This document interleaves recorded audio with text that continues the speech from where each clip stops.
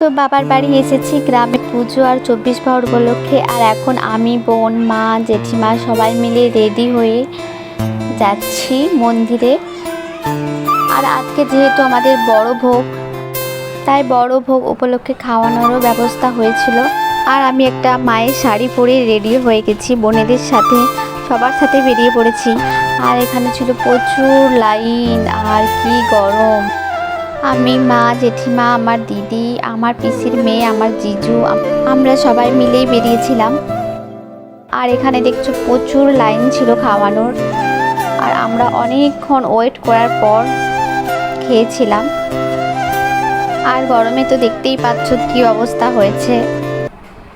আর তারপর খাওয়া কমপ্লিট করে আমরা মন্দিরে গিয়েছিলাম ঠাকুরকে প্রণাম করতে।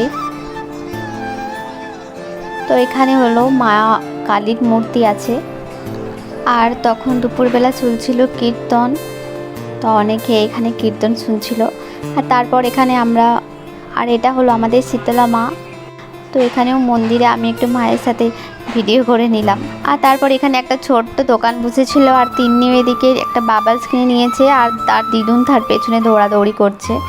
আর এদিকে হচ্ছিল 24 প্রহর। আর এদিকে মাম্মাম দেখছো, সে এখন বাবলস ফোলাতেই ব্যস্ত। আর এখানে এসে আমার সেই স্কুল বেলার দুটো বান্ধবীর সাথে দেখা হয়েছিল। আর এত ভালো লাগছিল কি বলবো, সেই যেন আগের কথাগুলোই মনে পড়ে যাচ্ছিল। আর একটা স্যারের সাথেও দেখা হয়েছিল, তাই মনটা খুবই ভালো লাগছিল। তারপর আমরা সবাই বাড়ি চলে এসেছিলাম।